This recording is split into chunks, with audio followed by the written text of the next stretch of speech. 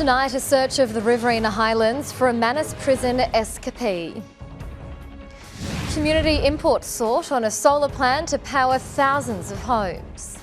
Work starts on a project to cement Lake Albert as a major recreational attraction. And temperatures remaining cooler for the weekend, but there should be plenty of sunshine about. I'll have your forecast shortly. This is PRIME7 News at 6 with Freya Cole. Good evening. Police from across the region are searching for a 45-year-old man who escaped from the Manus prison farm near Tumbarumba. Priscilla Mocker has been following the manhunt. Artur Vojic was last seen in his prison greens at the minimum security facility at around 5:30 last night.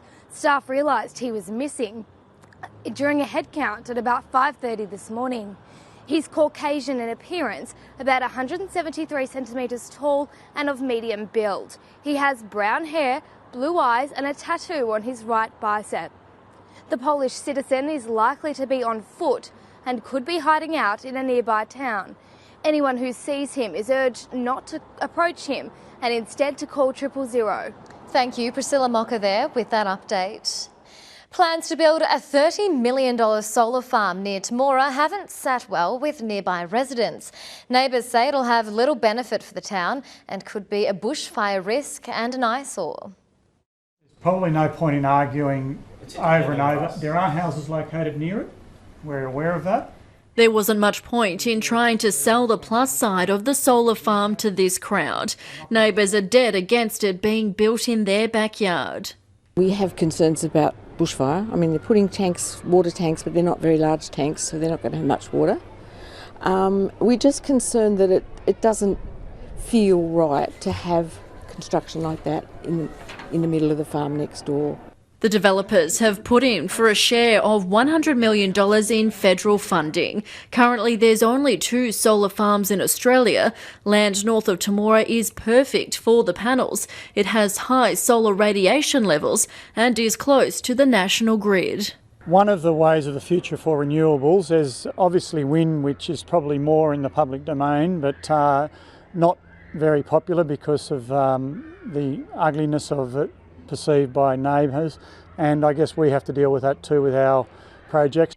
If the development application goes through, the solar farm will be built here at Gidgenbung, 10 kilometres north of Temora. It'll host enough solar panels to power 4,000 homes.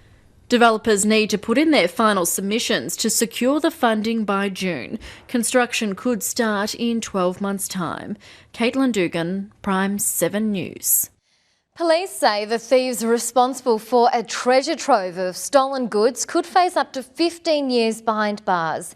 Investigators are looking for 2 people they'd like to question over the hoard of 900 stolen items found at an Ashmont home. It took police almost 6 hours to gather and bag these stolen goods, uncovered at a Mumford Street home in February. After tirelessly sorting through the items, police have pinpointed who they want to talk to. 32-year-old John Douglas Johnson and 24-year-old Sarah Nicky. The detectives have painstakingly obtained statements from a number of people. We're still in the process of trying to identify further victims, but at this case there's enough evidence there to prefer charges against the 2 persons responsible. Many of the 900 items, including jewellery, tools, mobile phones, laptops and musical instruments, were stolen during break-ins from as far as Sydney and Newcastle. Many have been returned to their owners. I just wanted to reinforce these people aren't convicted yet. Police are just seeking their whereabouts. Once we do locate them, then we'll put them before the court and the court will decide. The main charges police plan to lay include money laundering and dealing with the proceeds of crime. The definition of money includes the valuables that police have recovered. It carries a maximum 15-year sentence, while dealing with the proceeds of crime could see offenders locked up for 2 years. If we get no response from them, then certainly warrants will be issued in the next week. It's believed John Douglas Johnson and Sarah Nicky may be in Ashmont or at Lake Cargelligo. Contact Crime Stoppers if you know their whereabouts. Priscilla Mocker, PRIME7 News. As kids begin school holidays tonight, police are kicking off a 3-week roads crackdown. Speeding, drink and drug drivers will be the target of Operation Saturation. A staggering 100 people have already died on New South Wales roads in 2016. That's 18 more than this time last year. The operation will run until the 21st, when police will launch their Anzac Day Road campaign. The Electrical Trades Union says it's taking strike action at Essential Energy to stop what it calls an assault on workers. The union is trying to halt a new workplace agreement that would pave the way for 800 regional job cuts and 2-year wage freezes. But Essential Energy says the union is ignoring the need for change.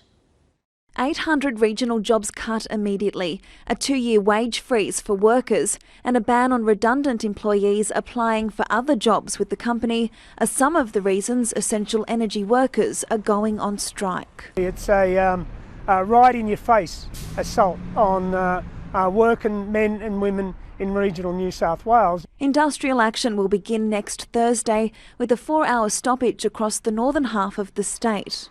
The southern half of New South Wales will strike a week later. Those job losses, there's 800 flagged for this agreement, and that's 800 jobs, that's 800 families, and that's over 100 communities that are going to be affected. Unions and Essential Energy have been in talks for 12 months now over a new enterprise agreement, but the parties are logging heads. Essential Energy claims the union is unwilling to accept more flexible workplace agreements are necessary because the company is losing money. The business has fundamentally changed. The pressure we've got from the regulator means that business needs to make significant reforms to make sure that we remain competitive and run an efficient business for our customers. Essential Energy is predicting to lose $78 million this year. The union agrees Essential Energy has to tighten its belt, but the first thing it wants cut are the bonuses paid to senior management. Kathleen Curry, PRIME7 News. Work has started on a $700,000 facelift of Wagga's Apex Park. Fences have gone up around the boat ramp, which will be widened to accommodate 2 at a time. Solar LED lights will be installed above the new car park, featuring an extra 25 trailer bays. Council believes the project's crucial to the lake's future. We have events on the lake and around the lake, so obviously by providing better facilities, that's going to help encourage more of those events. It's also going to make it a more pleasant experience for people who do visit Wagga and come to the lake, and hopefully encourage them to come back more regularly. Workers are expected on site until June 30. The Boat Club ramp is open until then. There are calls for regional councils to take legal action against the government's amalgamation plans. Greens MP David Shoebridge wants councils to follow in the footsteps of some metro councils and take the state government to court to stop forced mergers. This is an excellent opportunity for those rural and regional councils who so strongly identify with their local identity, want to protect themselves from forced amalgamations, to get on board and join these legal proceedings. The government says no decision has been made on any mergers, and the Minister for Local Government, Paul Toole, is awaiting reports from the Boundaries Commission. Union representatives are holding talks with local workers over planned cuts to regional train station hours. But local MP Darryl Maguire has assured passengers the Baird government's committed to regional rail. Union officials met with staff at Wagga's railway station today, where 7 full-time jobs could be reduced to part-time. Any person who has a mortgage needs full-time work, not part-time work, and to be working 3 hours a day, it's creating a working poor in the country areas. The union says country rail isn't being taken seriously, calling for urgent replacement of the 1970s era XPT trains. They were looking at a new train, but there's never been any discussion with any of the unions or where that train's coming from. But the government's rejected the union's claims, saying it's committed to regional rail funding and replacing the ageing XPT fleet. Darryl Maguire says there'll still be face-to-face ticket sales, but public transport's moving with the times. People are buying tickets online. They're using their iPhones. They're engaging with technology, and that is presenting enormous challenges to businesses such as Trains New South Wales. And he says the government will keep its election promise. We're also investing $1 billion in new XPT trains. That's a commitment that the government gave at the last election, that we would engage in this term, and we've already begun that process. Tom Major, PRIME7 News.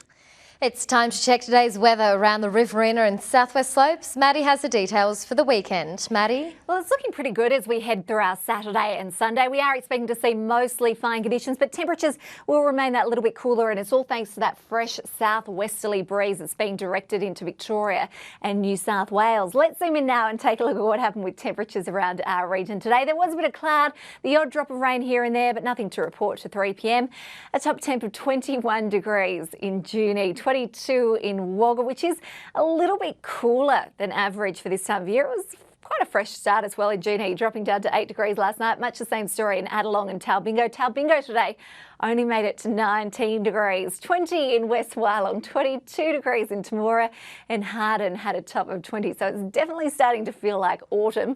Quickly to the dam levels, Wangala Dam is sitting at 40%. What can we expect as we head across Saturday and Sunday? I'll have your forecast after sport. Still to come, a local man's invisible scars from a traumatic childhood, and a long ride for a good cause rolls into town. And at 6:30, a man found standing over a woman's body in a river is being questioned over her death. The court battle over a 6-year-old boy with a brain tumour and his treatment, plus burglary suspect, epic 90-minute chase down Hollywood's most famous strip. All those stories and today's national news next at 6:30.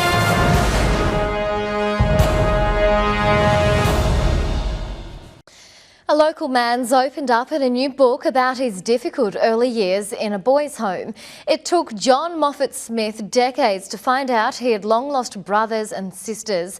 Now, with royal commissions being held into institutional abuse, he finally feels victims are being listened to. It was a tough start to life for a young John Moffat Smith. He was placed into an orphanage at just 2 years old. There he and his fellow boarders experienced some of the worst treatment. I had a master that when you had a bowl full of food, would trip you over just so he could watch you eat it off the floor. Mr. Moffat Smith escaped the system when he was 12, coming to live with several caring families in the Riverina. It wasn't until he was 28 that he met some of his siblings for the first time on the Ray Martin show, later finding out he had a staggering 30 brothers and sisters. It was a turning point. We feel anyway that other people are believing. It's not a fact that people didn't know it was happening, it's the fact that we're feeling that people are believing us now.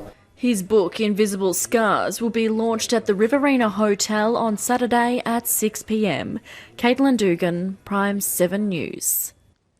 A group of local farmers will hold a fundraiser for the Riverina Conservatorium of Music next week.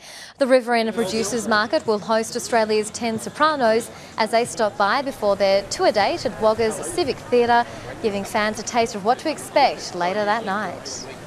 Part of our ethos is giving back to the community and contributing to worthy causes, and so we thought, well, if we get the 10 sopranos along here for a sneak preview in the afternoon next Thursday, we can attract people to the market and we'll raise some funds for the Riverina Conservatorium.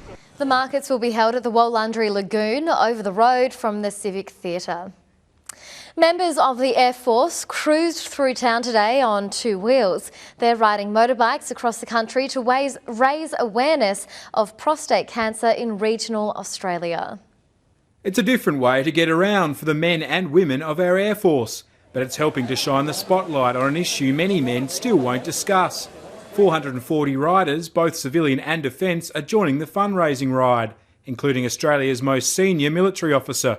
Its aim is to get through country areas to a destination, this one is Margaret River, and talk to blokes on the way about prostate cancer and men's health in general.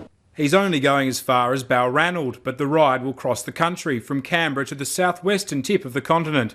It's something the Australian Defence Force has been involved in since 2011, and understandably, with a nearly 85% male workforce.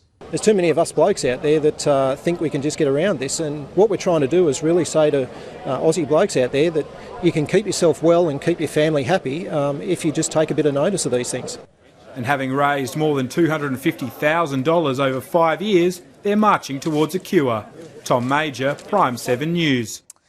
Never heard stories about our fighting forebearers have been unveiled as part of an Anzac art exhibition. The Keep My Memory exhibition's made up entirely of works by local artists. Cheryl Wheeler was one who delved deep into her family history for inspiration, painting scenes from her grandfather's war diary. It's quite timely in that 100 years ago my grandfather was in France fighting, and many other peoples. So we're looking back to when these young men who were your age went off to fight, and many of them never returned. The Keep My Memory exhibition will be open at the E3 Gallery on Anzac Day until May 1. Coming up in sport, why the Group 9 comp could be the toughest in years, and a grand final replay to kick off the Farah League.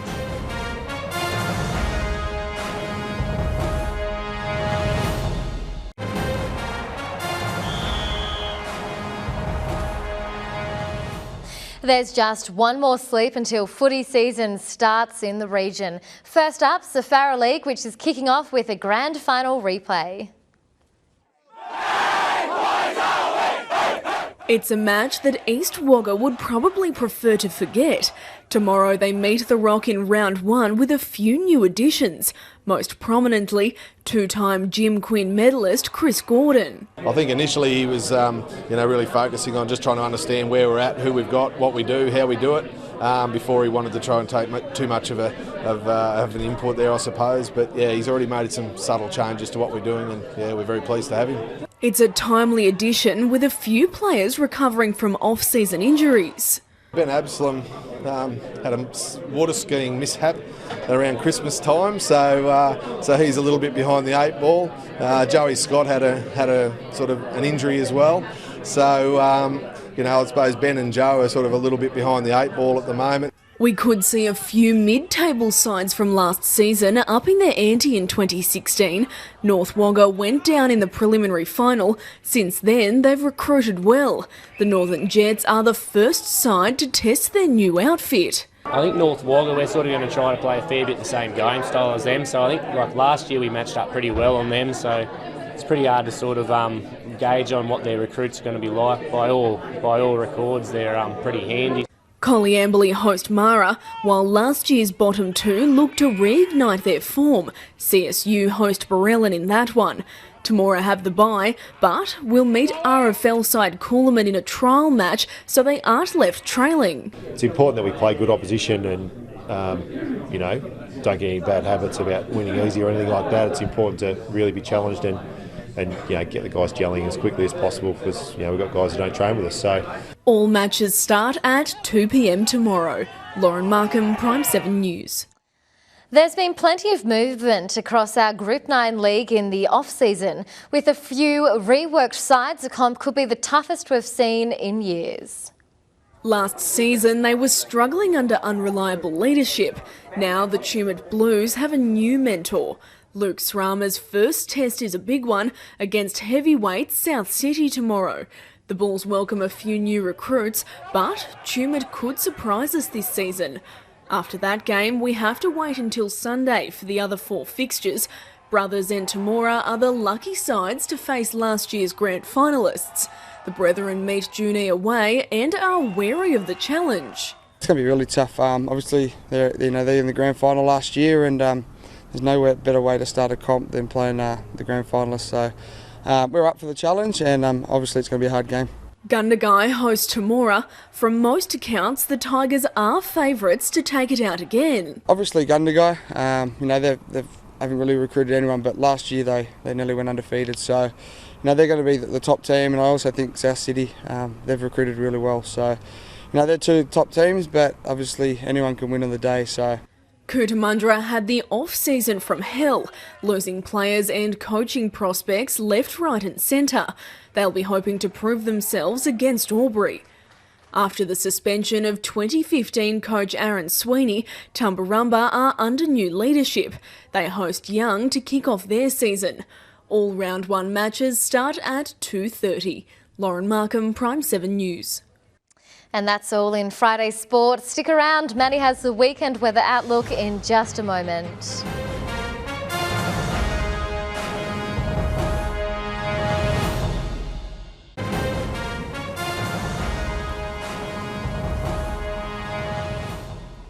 Hello once again, Madeleine Cullen-Young with you. Lovely to see you as always. Now, as we head through our Saturday and Sunday, it's going to be looking pretty good across our region. We are expecting to see mostly clear, sunny skies, and it's all thanks to this high pressure system here. But along with that system, we're also seeing those much cooler winds continuing to be directed through from the southwest. And with those cooler winds, of course, we are expecting to see the slightly cooler temperatures sticking around. Although tomorrow it should be a little bit warmer than what it was today. Wagga's back up to 25 degrees, which is warmer than average for this time of year. 25 in Narrandera, 25 in Griffith and 26 degrees in West Wyalong. Overnight tonight we are expecting to see some fairly chilly lows. 6 the low for Young, Coota and Grenfell. Adelong dropping down to 6 degrees as well, and Tumbarumba dropping down to just 4 degrees tonight. A sunny top of 22 degrees on the way tomorrow. As we head into Sunday, looking good. 24 degrees in Wagga, 25 in West Wyalong, and overnight lows should get that tiny little bit warmer as well. 24 degrees the top for Adelong. On Monday, fine, 22 for Wagga, so a little bit cooler than what we are expecting across Saturday and Sunday, but 22 degrees is actually right on average for this time of year. 22 in Young, 23 in Adelong and 20 in Tumbarumba. Sunrise tomorrow morning is at 6:27. Sunset is just before 6 o'clock. And here's the forecast now for next week. On Tuesday, Wednesday, Thursday and Friday, it is going to remain fine. But check this out. By the time we get to Friday, a warm top of 30. Still nice and warm. Thank you, Maddie. That is the local news for now and, of course, this week. You can discuss tonight's stories on Facebook and see tonight's bulletin on YouTube. Have a great weekend, but stay with us now for Prime 7 News at 6:30 with Daniel Gibson.